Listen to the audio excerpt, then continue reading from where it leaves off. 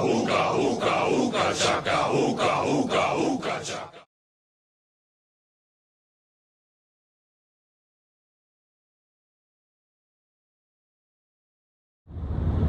Hi, well, we're on our way home from Reno, a weekend in Reno, and we watched the last day of the 2023 World Championships, BAKU. And so we're going to talk about that. Aren't we done? We are. So. I'm driving. Yeah, he's driving. 2 hands on the wheel. There you go. So, first thing we wanted to talk about is the surprise countries and the rankings of how all the countries did. So, the platform is yours, my dear. Okay. Well, I don't have the date in front of me, so I'm going off the top of my head. Hopefully I'll remember a few of the things that I wanted to say. I can pull it up. Yeah, that's fine. Don't worry about it. I got a decent memory about it for making all those charts. Korea was number 1. Yeah, Korea is at the top. They just edged Turkey, and closely followed by Croatia. Yep, Croatia did great. Croatia and Turkey both got 6 medals, and so they led the medal count. But Korea got the top with their 3 golds and other medals, and also some important quarterfinals. I think Korea ended up with 4 in the quarterfinals. And the reason we like looking at quarterfinals is it's a big predictor. Well, it's a statement of to how your whole team did. Like Croatia, for example, had 9 athletes at least to the quarterfinals, which is over half their team. They did it last time too. This time they got more medals, which just shows that they improved a little bit and didn't strand as many in the quarters. A whole bunch of countries stranded 3 or 4 athletes in the quarters, including Egypt and Jordan, as well as some of these ones we've mentioned. So congrats to the top 3 countries, and they were head and shoulders really above the rest of us. Last time, of course, in Guadalajara, Mexico topped Korea, which was, a pretty big surprise, but it was in Mexico. They had a lot of team spirit that motivated them to get to the goals. How did Mexico do this year? This time they got a silver and a bronze, and I don't think anybody in the quarters. So, big change. Brazil got the same thing, silver and bronze. U.S., of course, got a silver and 1 person in the quarters. CJ got the silver, and Michael Rodriguez got the sole American in the quarterfinals. Yeah, almost a bronze. And that's typical for us for the last several cycles in the Worlds. We get 2 people to the quarters or better. And, last time Michaela surprised with that water for gold. But that's unfortunately a pretty typical turnout for the U.S. over the last decade. Anyway, other countries that had some nice positive surprises. Hungary. Last time it was Omar Salim. This time it was Luana Martin, who trains in Spain. And her sister went to the quarterfinals. Yeah, her sister is equally a beast. Yes. In 62. Luana's at 57. And boy, that Viviana sure surprised Ashley Krayfeld from Canada. And she just doesn't stop. She's like the little Terminator. We saw a lot of great fights. We'll probably have another session on that. But let's talk about how the U.S. team did. Yep. How did the U.S. team do? Oh, you want me to keep going? Yeah. Well, you mentioned CJ and Michael. And so that was great. CJ's, we expected him to get to the medal round. I personally did not predict that he would get by C. Vessa, but he did pretty easily. And then he put up a good fight with the big tall man from Italy, Simone Alicio. And CJ looked like the better fighter, but Simone is really smart, kept CJ away, minimized the scoring chances, and they're going to have a great fight for years, I'm sure. Especially coming up at the Roma Grand Prix. Yep. I got to change lanes. Somebody's slowing down in front of me. Yeah, safety first. Yeah. So, Michael Rodriguez got to the quarters at minus 87. The other positive surprise for me, we know she's a bundle of fire and energy, but Kristina, I thought she was, the next best U.S. performance. Fabulous energy, great fighter. She just doesn't stop. No quit in her. She's going to get medals in the future. Yes, she is. We had a few surprises on the downside, and one was today. I didn't actually see the match, I think, because I was asleep. I recorded it. I couldn't believe it. Jonathan Healy, it was like he lost his first match and didn't even score. He fought Jordan. I don't know the guy's name from Jordan, but Jonathan was much bigger, but he could not. Now, I don't know if there was something going on with the PSS. KPMP did not perform, in my opinion. I haven't done the data analysis yet, but it didn't perform like it normally does, and it seemed like there were so many people fidgeting with their foot gear and their shin guards, and it was just, I don't know. I'll have to look at that in the next few days. But he didn't get 1 point, and he couldn't get past Jordan's defense. It was just amazing. Was the guy just really quick and fast? That Jordanian? No, he didn't look anything special at all. And Jonathan looked extremely powerful. It was like, how can you not get past this smaller guy, you know? Yeah. So it was shocking. I have to say, it was quite shocking. Yeah. Not that he just lost. He lost 0-0 in each round after the second round. So that was really surprising because Jonathan is much better than that. Much better than that. Yeah, Don was asleep during the fight, so yeah. I recorded it. I'll have to show it to you. A week of staying up till 1 or 2. 2 in the morning. When I normally pass out around 9 o'clock. Yeah. It was pretty rough. But anyway. But you were a diehard. Yeah. Proud of you. And we still have to go back and watch a lot of matches because we love doing that. Yeah. Another positive surprise that I thought for the U.S. team, I'm not going off the road, I just have to move over for construction zone. Okay. Thank you. Is Melvy Alvarez. He did so good. He was, better than normal, I thought, and full of energy. He did some pretty impressive kicks. He did one of those jumping head kicks that scored, similar to CJ's, which is all over the world. So, good for Melvy. He definitely, I thought that as an athlete, he's getting better. He definitely has improved. Yeah, and then, most of the U.S. athletes won their first match. Unfortunately, we had, I think, 4 that did not, and that's actually the exact average that we have had over the last decade or dozen years, is we have 3 or 4 athletes that don't win their first match. And, that just it shows how difficult it is, and the challenge is, every match is a challenge. Yep. So. And, the one thing we wanted to talk about, too, was that people are making comments like, it's time to change out the coaches for the U.S. And the coaches for the U.S. are not the problem. I mean, it's the upper management. They're the ones who make the rules. They are the ones that don't let our coaches, Gareth and Paul, pick the athletes. I don't think a lot of people know that. Gareth and Paul don't pick the athletes like Great Britain does. Great Britain's coaches get to pick the athletes. America doesn't. Right. So, and that's been difficult for them in the past, and they had some a famous scandal with Aaron Cook, of course. That was a bad call on Britain's part.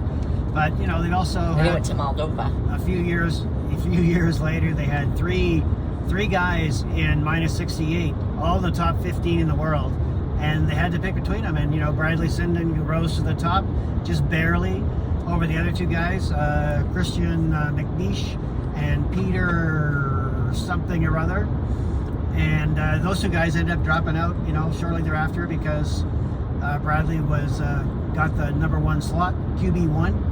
But, it's an embarrassment of riches, but that's what turned out. And, of course, Bradley's won a lot of tournaments since then, including Worlds this time. Yep. So, He's got a seminar going on. Another alternative that some people like, it seems, is that just go to a total wide-open team trial. Don't have anybody, as a favorite athlete or a dominant athlete. The problem with that is that it becomes just a lottery.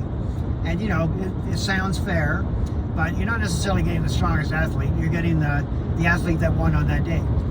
And we've all seen some upsets that, might not be what the desired result is. So I don't personally know the right answer, but I'd be willing to let these guys roll the dice and let Paul and Gareth and the coaching team select who they want for the next cycle. Let's see if that could work. You got nothing to lose. I mean, why don't you let the coaches coach?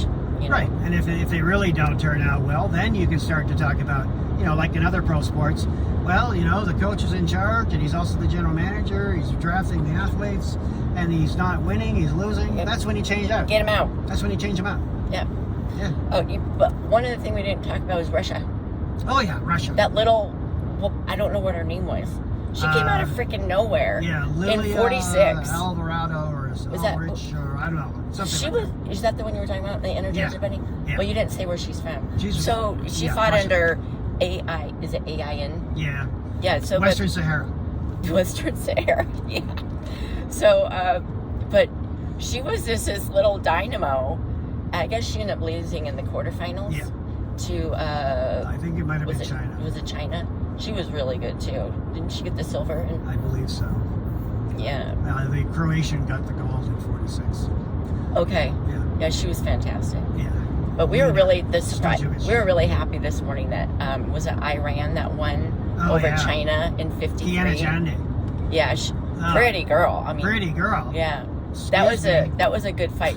China didn't know what to do with her, and it was. Oh, and the semifinal was superb. We have to go back and watch it again. Yeah, it was really good. Had to scan through it with Tatiana Menina. Yes. From Russia also. One of my favorites. Oh, yeah. Super close fight. Yeah. Kiana Jande won it on the last second of the third round with, moving backwards under the attack and got, it looked like one kick body shot, but it scored up as 2. So she just won in the last second. Fantastic fight. Okay. So Russia, and there's actually 2 Belarusans that also got medals, one of which got a silver, and it had to be corrected. All the data showed that he was from Russia, but apparently in March of 22, yep, right after that invasion, I guess, he said, "Oh, I'm no longer Russian, I'm Belarusian." Who was the one that caught that on our There's site? a nice guy on the website who said, "Oh, hey, you're out of date." Yep. And he was right. And we're like, can you send a link to that? And he did. Gave us a reference in Russian. In Russian, I had to go into use the translator to interpret it. But yeah, he was right. March of 22, he'd switched from being representing Russia to Belarus. Yep. Yeah. Yep. So that was. We'll come back with other highlights of other countries and stuff, but that's off the top of our heads. Yeah. Any goals for the future? Goals. Coverage that we want to talk about. Well, we got Rome coming up, so we're definitely gonna. Roma Grand Prix. And I wonder what the time difference is there. Like what time that will be on. It's about. This was 11 hours. Excuse me, difference. I think it's going to be about 8 hours difference from the East Coast. Okay. Actually, from us, the Pacific. So probably about 5 hours from the East Coast. So it'll be. We won't have to be up at 10. Yeah, it'll be a little earlier. Really early in the morning for us. That if we wanted to see the early matches. Well, I do. So. Yeah, so we'll see what we're going to do there. All right. But yeah, let's talk about who we got going. We've got 2 guys in minus 80. CJ and Michael Rodriguez. They could end up fighting each other. They could. So that'd be fun. We've also got Melvy Alvarez in minus 58. Faith Dillon in minus 57. She gets to fight 57 She gets to fight her normal weight she should. And Michaela Greenwood was signed up, but who knows if she's going to show up. It's highly unlikely because she didn't go to Worlds. I think she and Anna are done. It could very well be, It's so tough to make weight when you're that tall. And, of course, Anna's had those injuries and surgeries. We don't know if Michaela's had injuries. Yeah, well, there's other athletes that people don't know about their injuries either. Yeah. That's the other thing talk about injuries. There were so many injuries, not just with the American athletes, but with all of them. Oh, we didn't talk about Hannah Keck. Oh, my God. She won her first match, too. And she did so great. On one what leg. A tough chick. Oh, my God. She was determined with her injury that she had. She was going to finish, and she did, and she won. Over Canada. Yeah. But I don't want to talk too much about that. Yeah, determination? What determination? And it was her. She actually posted because some people were trying to trash Gareth for talking her into finishing. No, that was her. She wanted to finish. She's the one that the medics tried to say, "Do you want to stop the match?" And she said, "No, I want to finish." So Gareth got her through the match. Yeah. He helped her. Saying, you got how much time? You got 3 seconds. You got 3 seconds. You got 1 second. You got 1 second. Yeah. All that. So that's for your mind game, that is very helpful. But we, thoughts and prayers go out to Hannah and her quick recovery. She's going to be back. I tell you what, that girl is, she's got the mental game and the physical game. And so that reminds me that it wasn't going to be Hannah going to the Grand Prix. Rome, it's Elena. Madeline and Elena Viana. Yes. And so it looks like with Hannah's injury, if it's severe, which it kind of looks like, she might be out for a while. So that kind of says that Elena will be going to at least the next couple Grand Prix, and they'll give her a good opportunity to get some big points. Yep. And Madeline, of course, she's going too. Oh, yeah. Wish her all the best. She looked good in this tournament. It just, again, got stuck in the round of 16, I think it was. And it's a tough division. Yes, it is. She would have had to get past Matea Jelic, who ended up getting the bronze. And it's a tough group. Big, strong, tough, quick, hard-working athletes. Yep. And, but anyway, back to the injuries. We saw the top 57 Chinese girl broke her hand. Right? She didn't come out for the second round. Yeah, she was winning, and she just walked back to her corner you wouldn't and even started really looking know. at her hand. Yeah, and that was it. That was Done. I saw other hand injuries. I saw there was some guy rolling around on the mat. Yeah. I couldn't believe how many people were injured. Athletes got injured in this tournament. Maybe it happens. I just didn't see it. It just seemed a lot more than normal in this tournament. And China, of course, like Mexico, had a very disappointing World Championships. Yeah. I think they only got 2 medals, silver and a bronze, I believe it was, and stranded a couple in quarters. But compared to what they did in Mexico, not the same. Well, Mexico was a joke. Yeah. I'm sorry, but it was. Well, plus having Zhangxi Luo. Oh, you look at what happened to CJ last year. He lost his first round the first day when nothing was working. It was amazing that Anna even got to quarterfinals. Yeah. On E57 last year because the data wasn't working at all. It was either gamjung him out or punch him out. That was the only way you were going to get any points, and maybe a few head points. Yeah. And I think we've got a slightly different view of how this tournament went with KP&P. I mean, it worked way better than Dado. Don't get me wrong, but I saw a lot of Jade Jones had 2 great turning back kicks that should have at least registered, and nothing. I saw a lot of good kicks that didn't even register. I mean, okay, so maybe the impact wasn't good enough, but I just that's my opinion. Oh, and then the final of the didn't work as good as KP&P normally does. The opposite of that was the women's final in F53 today. The Iranian, she just everything she did scored. Yeah. I don't know. I just think the Chinese girl. I'm not sure she scored. Did she score? Yeah. She did. Yeah. Okay. And it was actually somewhat close in the second round. My talking has got me slowed down. I'm in an 80-mile-an-hour zone, and I just went down to 77. Everybody's upset at me. Well, we're going to wrap this up. So, any final words before we close? It was a fantastic World Championships. Yeah. Loved it. We're going to watch a lot more. We're going to collect more data. And lots of ways to summarize stuff. Yep. And we'll be sharing that with you guys. Yep. Love it. More charts coming.